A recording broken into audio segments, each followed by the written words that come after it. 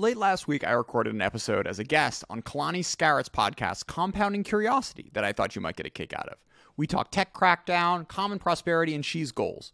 Towards the end of the show, I also get into why I started ChinaTalk and lay out the philosophy underpinning the show. Hope you enjoy. And Shana Tova. So the education crackdown, what's the go, and what do you think the end goal is, maybe?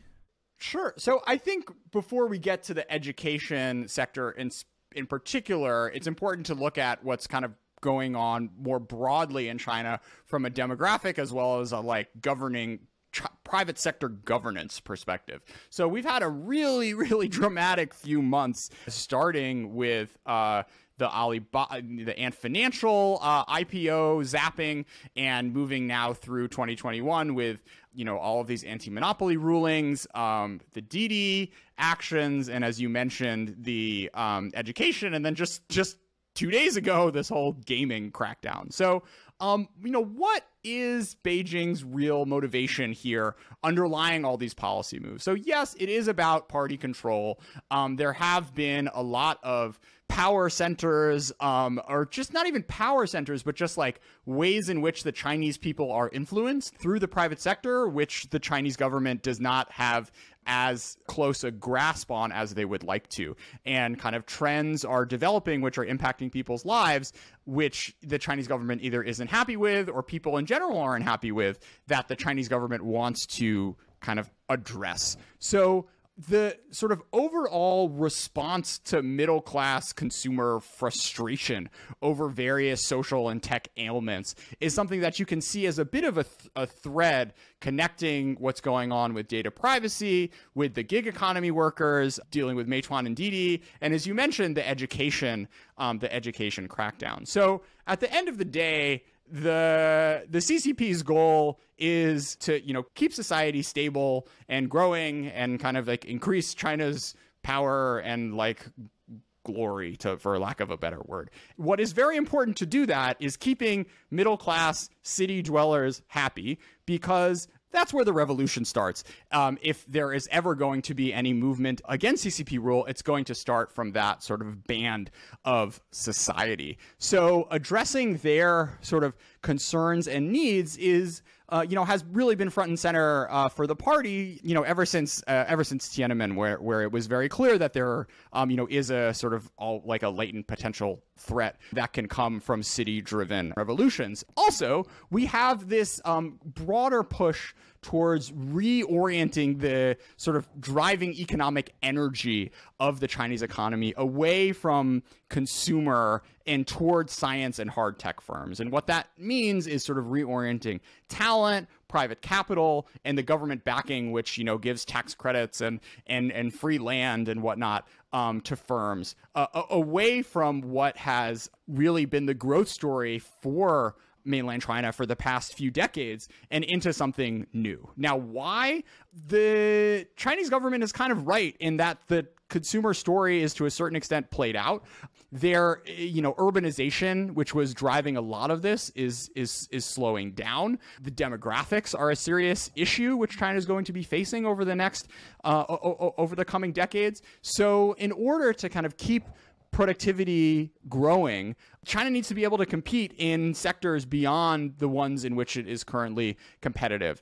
And, that is where you see all of this, emphasis by the Chinese government on semiconductors, on EVs, on solar, on biotech, these sort of new growth industries, which they're hoping are going to be able to bring, waves of growth and employment that are large enough to, keep China on a growth trajectory to address its debt bubble and, continue its climb up the global value chain. And if everyone is kind of going into, if the capital and talent is going into sectors which don't necessarily have that growth trajectory in their future, that's not ideal from Beijing's perspective.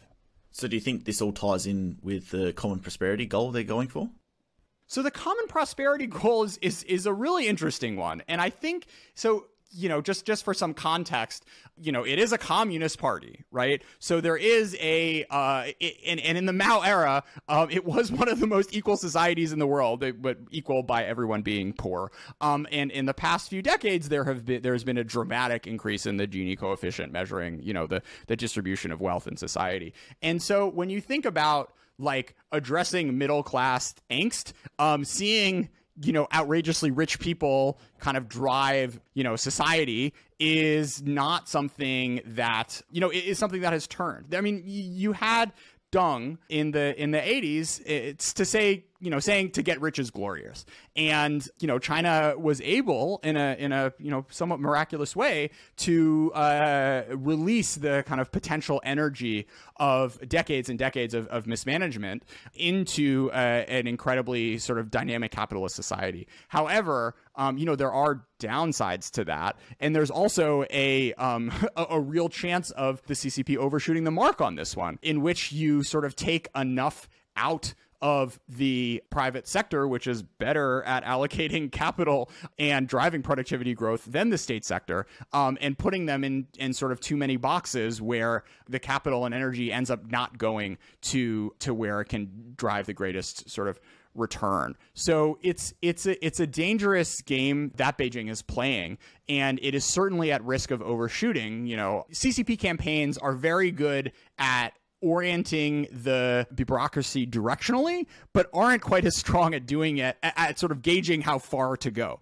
Because sort of once you let loose from a Chinese regulatory perspective, everyone keeps running in that direction. And often over the 75 plus years of CCP rule, you've seen that regulation often overshoots the mark of what's optimal from a societal perspective. So this new push towards getting sort of the rich to contribute and not necessarily having the country be dominated by the 0.01% is something that echoes a lot of the rhetoric which you see around the world, right? It's like a relatively, there's a way to look at it as kind of like a boring social democrat take on the way society is run. But when you put that in the hands of a party which, has far more levers at their disposal than, a democratic one in the 21st century, there is a real risk of overshooting in a way that could be potentially dangerous to China's future economic growth. Is that probably the main challenge you think Xi faces when it's trying to overcome for common prosperity? Is there any other risks, do you think? I mean, I think the biggest risk is China is still really, really poor. They still have hundreds of millions of people who make, $100 a day. So I think sort of for the broader, development of Chinese society, rural poverty needs to be addressed. And that is an enormous problem. China within it contains Zimbabwe levels of development, it contains Argentina levels of development, and it contains Singapore levels of development.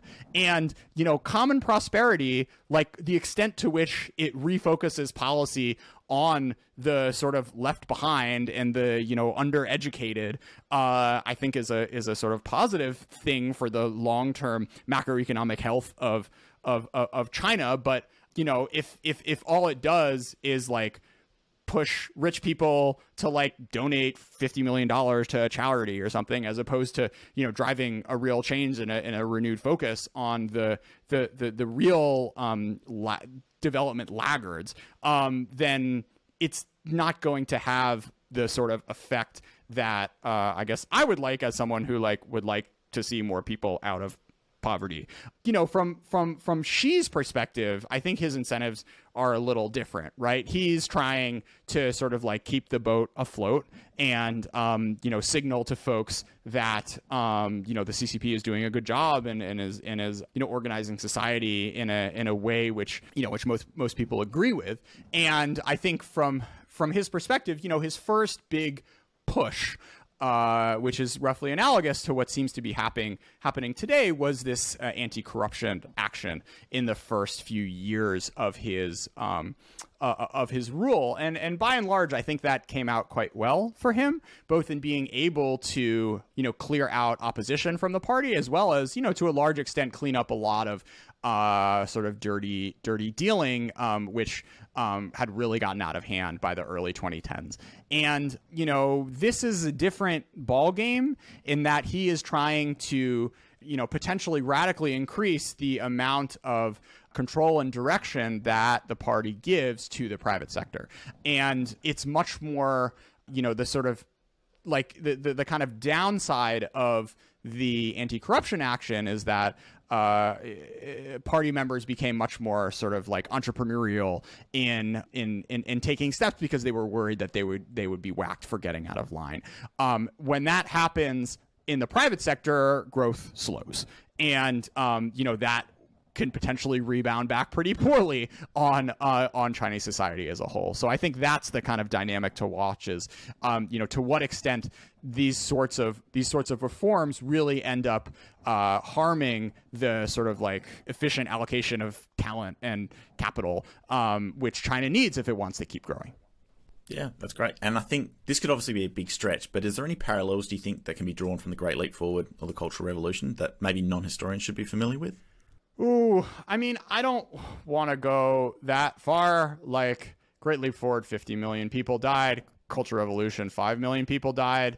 I think it's important to understand those periods in history in that I think, when I'm talking about sort of the CCP overshooting, that is definitely something that happened in those two things. And there's a potential for, both of those times, there were real moments in which Mao was not in control. And, he was trying to sort of tamp things down, but it got kind of too crazy. And China is a very large country. And, even nowadays when you have, video conferencing and whatever, like the size of the bureaucracy means such that it's going to be really difficult for Beijing to tune it in such a way where it doesn't overdo it. So, like if it's a sort of soak the rich thing, the way you could see it potentially playing out is every province is like, okay, we got to do this like soak the rich thing. And, what happened in the not the Great Leap Forward, but for land reform, the sort of first major political action that the CCP did once it got in power is, you had people who had like one cow because they had a cow, as opposed to everyone else in the village that had chickens, like lives get completely destroyed. I'm not saying that like that is the way in which common prosperity is going to end up, circa March 2022, but that sort of dynamic of everyone sort of working towards the direction that Beijing sets, especially when it's something like common prosperity, where there's a way in which where you really are playing with fire, and it's a pretty straight. It doesn't take too many leaps to see how like just like squeezing every rich person in China, regardless of sort of where they are on the socioeconomic ladder, if it's only relative, ends up like really hurting the economic dynamism of a country is a dangerous thing. And yeah, I mean, I would really recommend folks to check out China Under Mao, A Revolution Derailed by Andrew Walder. If they're curious in getting sort of a relatively brief, like 350-page intro snapshot to that point in history, because I do think it's important. And there are, if not in degree, certainly in kind, when you look at sort of Chinese governance and CCP governance problems in particular over the past few decades. Though I think sort of like the sort of one-to-one comparisons are a little overdone, because first and foremost, thankfully, no one is dying. Yeah, so that ties in perfectly for the next one. Is there anything that really annoys you when outsiders express their opinion on the CCP and the like? Like, is there any opinions that you think are just totally misguided, or what really grinds your gears, I guess? Like there is this sort of latent thing in the U.S. where sort of anti-China anti-CCP gets very quickly conflated with anti-China. Like recently I was on a call with someone and they were like, if we don't handle this right, our grandkids might be speaking Chinese one day. And I was like, honestly, like, I think they should be speaking Chinese. Chinese is a great language. Like, I speak Chinese. I'm really happy I do. So that sort of thing, I think, is a lot more common than it was 5 years ago before people were freaking out about this. And it's really unfortunate. And, you know, more than sort of like right-wing folks comparing woke culture to the Cultural Revolution, I think is more insidious, because it's outrageous to write off 1 billion people. And the more that happens in sort of policymaking communities, the more stupid you get when you try to write those sorts of policies to respond to contemporary China. Yeah, so like imagine you're president of the US. How do you think that the US should approach China, and more specifically the CCP, do you think? What would you go about? Yeah, I mean, I don't know if I have a bumper sticker, to be honest. I think like I'm going to sort of take the Biden line, in which like at the end of the day, there are two things which really matter. First is like America being functional. And second is the strength of its allies and its sort of network of allies. So first off, if like, you know, even if China eclipses the US from a like size perspective, if America is still sort of the world's most dynamic, technologically advanced economy, like that bodes well going forward. And if China sort of remains a bit of an island diplomatically, and the U.S. can still call on, you know, the likes of Australia and Korea and Taiwan and Japan and the EU to sort of like do stuff with them when the going gets tough, then that sort of matters a lot more than the sort of one-to-one U.S.-China comparison. So I think, you know, that was probably the worst.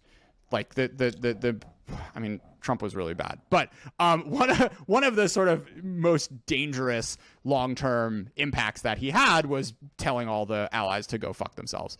And that is really unfortunate, because you don't earn that trust back ever. I don't know, maybe like a decade or two of having normal governance in the U.S., which is really sort of scary and unfortunate, because those are the two real pillars of America, like making sure that like it still is able to, you know, do its thing and like influence the world in a nice way, which is like kind of a really weird thing to say 2 weeks after like leaving Afghanistan. Yeah, that would be my sort of two lodestars going forward. Yeah, some great points. To come back to Xi Jinping and maybe compare him to his predecessors, Hu Jintao and Jiang Zemin, is there any, like particularly in terms of China's role in the world, how do you think they differ? Maybe is Xi more aggressive, do you reckon? Or is it, you mentioned before, just trying to not rock the boat? Is it just more of a case of that, do you think? Yeah, I think Xi is a lot more confident. And I think he has the right to be, in that, you know, China's growth story is a really incredible one. And a lot of people were betting on it ending, and it hasn't. And, you know, there have been a handful of Chinese firms which have made it to the technological frontier, which is also an open question up until, you know, 2013, 2014, you know, whether China can innovate, whether Chinese firms are really creative. And, you know, that sort of enables the swagger, which he has now carried to a degree which I think is counterproductive, but is one that is, you know, to a certain extent, you know, justified. You know, it's not like it's not like a bantamweight, like walking into a heavyweight bout at this point. The thinking about like how past Chinese leaders have conceptualized their relationship to the world. Mao thought he was the, you know, head of a global revolution and wanted to be perceived as such, and was like more aggressive wanted to be like more hardcore than Khrushchev, because he wanted to, you know, be supporting like the most badass rebels and making sure that like he's causing the most mischief around the world. After Mao, Deng thought that was ridiculous, and justifiably so, given that China was like one of the poorest countries on the planet. And, you know, there has been and sort of over the subsequent decades, like China's, you know, kind of chilled out diplomatically and, you know, really focused on domestic economic reform. Xi is not Mao. He does not want to create world revolution, thankfully. However, at the same time, you know, he does have like an aggressive nationalist vision of China's place in the world and the sort of like respect that it should engender in its relations abroad. And that also kind of coupled with a very sort of facile view of diplomatic relationship building.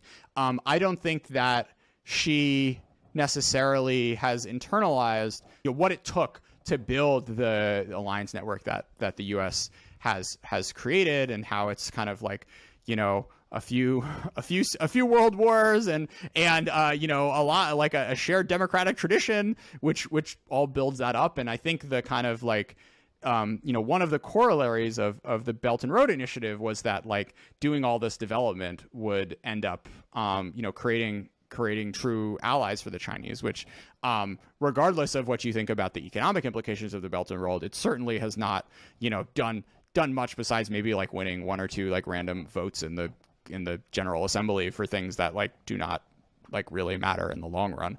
And I think he also, you know, sees the sort of wolf warrior-dom of the way she sees the world is also a domestic game, in as much as probably more a domestic game than it is an international game, in that you know, part of showing that like China's made it and that like the CCP is legitimate and deserves to rule the country is to show that like it won't be messed around with, and like it can stand up strong to the sort of like bullying which China has been subject to ever since, you know, 1840 and the Opium Wars or what have you.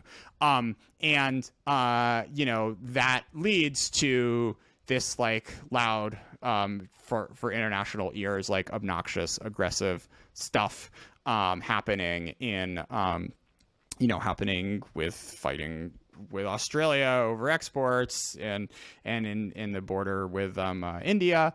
The one thing I will say is that like I think the sort of two most counterproductive things that Xi has done from his international standing are the sort of crackdown and takeover of Hong Kong, and you know, the treatment of the Uyghurs in Xinjiang. And both of those are you know, entirely driven by domestic political logic, without taking into account you know, what the rest of the world thinks about what's going on and what China considers to be its internal affairs. But you know, at the end of the day, like those two developments are really dramatic and shape the way a lot of folks view China now, and will view China for you know, the duration, you know, at least the duration of Xi's rule.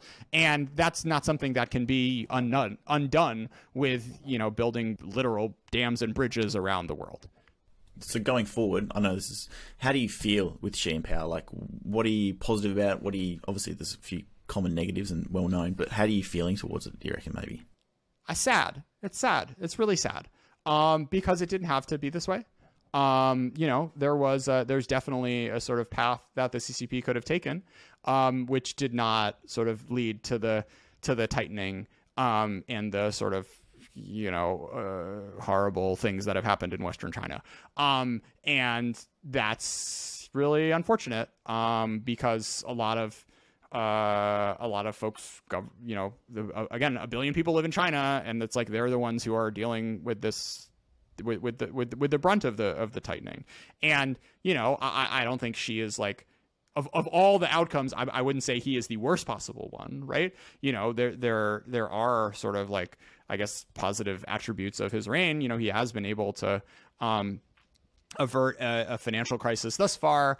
And I think the sort of like, you know, broadly speaking, growing an economy at 6-7% for another decade, when 1 billion people are benefiting from that is a positive thing for sure.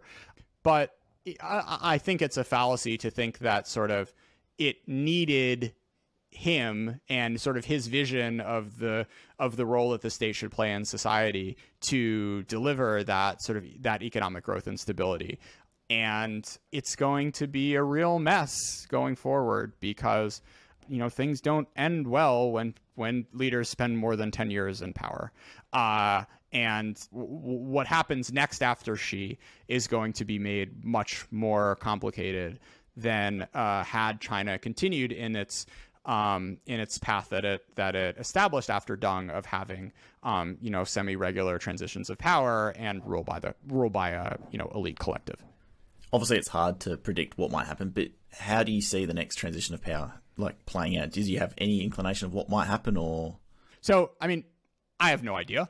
That said, it is fun to speculate about. The best piece, which you can link to in your show notes, was written by an Aussie, Richard McGregor, along with Jude Blanchett. They had 4 possible scenarios. First, an orderly transition in 2022, which would be a real dark horse. Second, Xi setting up a retirement plan in 2027 and then retiring in 2032. We could get a leadership challenge or a coup, or he could die or become incapacitated. I mean, he's not the most svelte guy in the land. All of those have a fair amount of a lot of branching possibilities that flow out of them, none of which I feel qualified to necessarily comment on. But all I can say is that I find orderly transition 2022 is a vanishing possibility, and given that he has broken the mold and has not groomed a successor and doesn't seem to be particularly interested in doing that, and just given the sort of way the world has going and more people being more leaders around the world thinking they can make this work, it makes me very pessimistic that we'll end up having something clean and orderly. And when you're talking about 1/6 of the planet, that's a very dangerous game and situation to be in. Just quickly, and more curious just from my point of view, with your work, to touch on maybe China's relationship with ASEAN, especially given that there's a common thought maybe within ASEAN that maybe Vietnam might become the next China and the like. What do you think about China's relationship with them and how that goes forward? Preface, I don't know. That said, what has happened over the course of 2020 with respect to China and Australia is a real canary in a coal mine. We've had a decade plus of China on the one hand, trying to integrate and say, you guys are our favorite, you're in our backyard. And then, this sort of awkwardness with the South China Sea and picking weird fights, which don't, from a sort of economic perspective, seem all that justified with, the Vietnams and Philippines and I guess Malaysia's too of the world. But I feel like that narrative was kind of you could kind of put that out of sight and mind because it was this thing happening in an ocean and was not super impactful to anyone's daily life. Fast forward 2020 and you have these pretty aggressive, pretty obnoxious sanctions, which on Australian exports, which were the only justification being we were pissed off that you guys asked for an investigation of what happened, of what the real story with COVID was, and you started talking about Hong Kong and Xinjiang.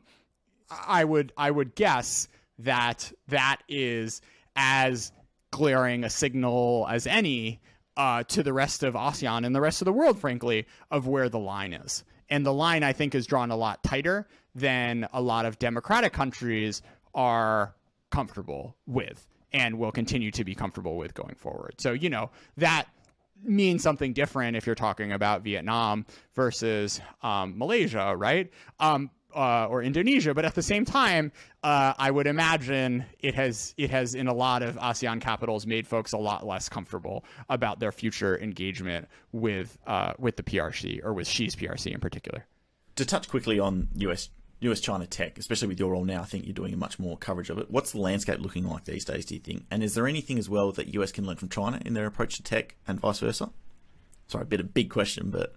Yeah, sure. I mean, I think from a sort of how much is the US going to crack down on Chinese technology? China's doing the cracking down, man. Biden's such an aftershock thought at this point if you're talking about Chinese tech firms, right? I mean, there was all this worry in the investment community. I remember in 2019, 2020, will the US delist Chinese firms because they'll have these new accounting requirements. No, Beijing's delisting them for them. So, Marco Rubio and like all the right wingers are like super happy that like the Chinese firms are going to be leaving soon. Maybe, I guess, not a development I predicted, but anyways, here we are. The sort of question which drove a lot of Trump era tech policy of like, how much is the US going to try to constrain Chinese access to the most advanced technology, like the semiconductor level stuff, like fancy biotech and AI. I think there's a lot more continuity than there is discontinuity when you're looking at what Biden is doing. I think like he, by and large, accepts the premise that like China's technological rise is a threat to the U.S. from an economic and national security perspective. And, the U.S. has some pretty nifty tools at its disposal to make it a little harder for Chinese firms to get to that technology frontier. And it's deploying them at a rather judicious way, both probably more driven by like human rightsy stuff than, we just want to screw over Chinese firms that are doing well because we don't want to, fight a fair fight with them on the open market. But there have been a ton of entity listings and whatnot over the past 9 months or so, which are definitely like impacting leading Chinese firms. To your second question of like, what should the U.S. and we can broaden it out to like ASEAN, Europe in particular, learn from Chinese firms. I mean, I think like some of the things that are, I spent like a year and a half in the Chinese like tech ecosystem, and it was really interesting because there are lots of aspects of it which were aping the West. Like when I was at Didi, everyone was like, we want to run our company just like Facebook does. So it is really interesting the ways in which this sort of, there are global feedback loops to these sorts of things. And, the entire Chinese VC ecosystem is largely based off the West. Like the China does have some unique wrinkles, these like government guidance funds, which, were only kicked off a few years ago. And I'm not necessarily sure that the US should be aping, because like just the state is not as good at allocating capital as the private market. And I think, once you start putting hundreds of billions of government money into stuff, especially in a, non-transparent society, you start getting suboptimal things happening with all that cash. The one thing that I think the U.S. is starting to internalize is that, you can sort of subsidize your way into a dominant global position in certain sectors in a way that like, may not be like Pareto optimal if like everyone's playing by the rules, but sort of screws you over if you're the country not playing that game. So, this is like the sort of like straightforward one, which folks are probably familiar with, is like Airbus and Boeing, where both the EU and the US were like, we want to have an airline manufacturer and we will subsidize them, even if it means that like we end up kind of losing a bit because we don't want this firm to die. That this has happened. The Chinese government has been pretty strategic at a hand on. Well, they've wasted a ton of money, but they have had some hits. For instance, the solar sector received a fair amount of, not a fair amount, a substantial amount of subsidies, which were allocated in a smart, like relatively like market leaning way, to the point that China makes 90%, 5% of global solar panels. So I think the sort of like, and also the importance of manufacturing as the kind of baseline or through which a lot of sort of like soft expertise gets built up, and sort of being able to like build up through the value chain and not just only doing the like top software stack, is something which I think the rest of the world is starting to internalize, probably for the better. Though, there are dangers in spending government money this less smart ways and distorting it. And, if if an industry, you know, I would argue potentially solar is not something that where you like for like deep national security reasons, like you know, airplane manufacturers need to have one in your borders. Like, it should be okay if China can make this stuff cheaper and good and, you know, good enough for like the world to buy their solar panels from like very well run Chinese firms. What was your sort of goals for starting the podcast, and what are the biggest things you've learned, I guess, along the way? Yeah. So I started the podcast when I was in grad school, and I didn't like my assignments, and I was just reading on the side, and I figured, oh, maybe these authors would talk to me. And shockingly, they did. That was really awesome. Everyone should start a podcast. You know, my response rate, even when I literally couldn't say I had one person listening to my show, was like 50 to 60% with folks, you know, who are, you know, maybe not H.R. McMaster or Jake Sullivan, but, you know, have written books and are like actual humans in the world. So I think the most rewarding thing for me has been not the friends I made along the way, but also the sort of knowledge you get and the amount to which, if you pick a topic and do, I'm like at 175 shows now, a ton of episodes about it, the kind of compounding knowledge that you just absorb by osmosis, because every time I do a show with someone and it's their book, I read their whole book because I don't want to feel like a jerk. And by reading someone's book and, you know, making like a 3-page outline of all the, you know, interesting quotes and things I want to say, like, you remember that in a way where, you know, sort of half reading something, falling asleep at night, or for class when a test and the test ends and you never think about it again. You don't. So I started this 4 years ago. I knew nothing about China. I had never taken Mandarin before. And ChinaTalk has, you know, held, in the sort of interviews I've done, have like held my hand as I've, you know, learned stuff. And I don't think I'm like the smartest analyst out there, but I, you know, was able to talk to you for 45 minutes off the top of my head with no notes about these developments, I relatively cogently, I hope.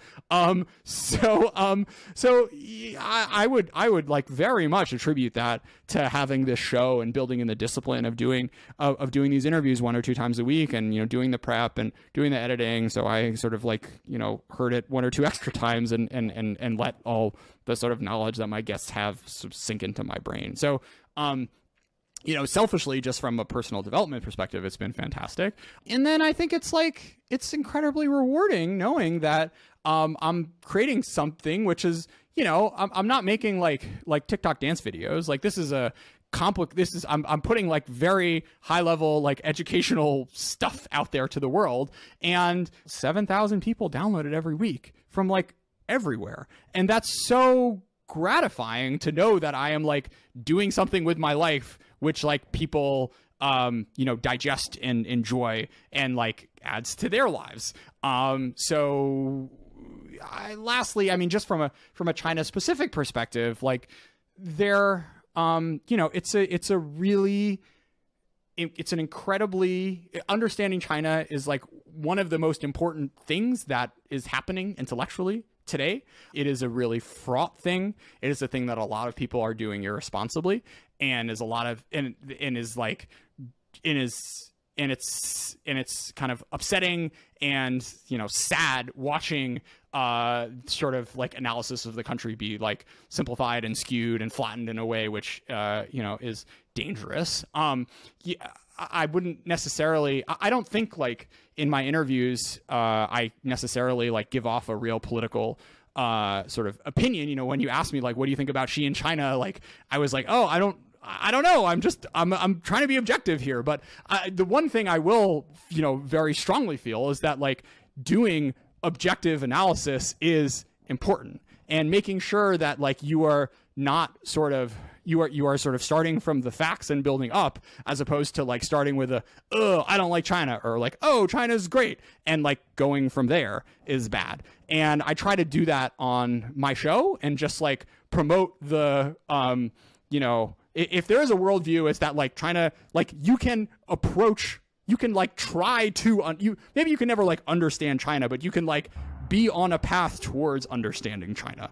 The fact that, you know, that I can sort of like promote voices that I think are doing that in a responsible and thoughtful way, and be able to give them an audience they might not have otherwise is incredibly rewarding. Yeah, far out. Jordan, that's a beautiful answer, and I think probably a great way to wrap up. If you enjoyed this podcast episode, be sure to check out the website compoundingpodcast.com. You can also connect with me on Twitter @ScarrettKalani. But until next time, have a good one. 又是一个睡不着的夜里，歇斯底里，浑身出汗，相信一切只是伏笔，虽然希望都忽明忽暗，穿越过阴暗的谷底，追寻着内心的呼唤，闪烁着光芒的山顶，那一刻仿佛眼前出幻。我不再意气用事，那场骂战是最戏剧的讽刺。这无关利益公式，拿起麦是不想继续被控制，所有不公平我继续的痛斥，每一个生命都值得你重视。你是想在金色笼子里展示，还是想自由的天空中展翅？让我又找回了消失的楼兰，再复兴那古老的璀璨，深藏在地下的宫殿，那宝藏千年以来从未被毁坏，唤醒了心里在修炼的阿修罗，管你什么妖魔鬼怪，坚定了意志，尊重历史，下一步我们要创造的未来，放下了所有的批判，放弃了拥有的羁绊，忘记了束缚的躯干，大家明白与这个世界激战。成功失败各占一半，只有能量在不停增加，希望能借来妙笔生花，带着困住的人们走出风沙。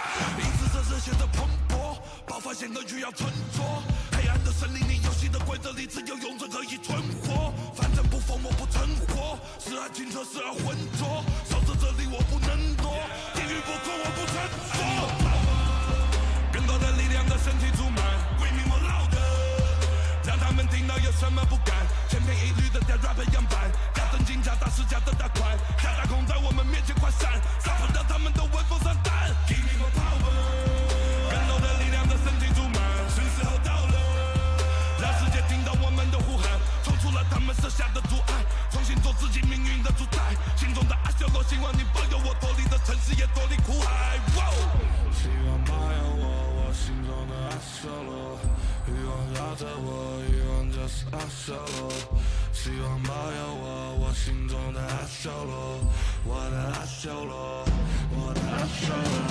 希望保佑我心中的阿修罗，欲望绕着我，欲望就是阿修罗。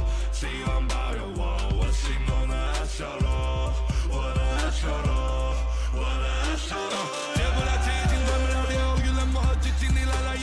都一滩浑水，战一生难离，终究要在街头成为传奇。总有种声音响着我心里，带着我走出所有的困境。用心去经历，用心去倾听，才发现自己离天堂很近。开心的商人们贩卖着欲望，多少人上了瘾根本不管。人们在怒视着对方中举起担架里，继续着愤怒不满。没人讲道理，没人讲道理，当暴力成为这世界主宰。心中的阿修罗，希望你保佑我脱离这城市，也脱离苦海。希望保佑我心中的阿修罗，欲望绕着我，欲望就是阿修罗。希望保佑我心中的阿修罗，欲望绕着我，欲望就是阿修罗。I need more power， 希望你能永远保佑我。Give me more power， 我心中的阿修罗。I need more power， 欲望它总是缠绕着我。Give me more power， 阿修罗，我心中的阿修罗。I need more power， 希望你能永远保佑我。Give me more power， 我心中的阿修罗。I need more power， 欲望它总是缠绕着我。Give me more power， 阿修罗，我心中的阿修罗。I need more power， 更多的力量在身体充满，是时候到了，让世界听到我们的呼喊，冲下了他们设下的阻碍，重新做自己命运的主宰。心中的阿修罗，希望你保佑我脱离这城市，也脱离苦海。Yeah。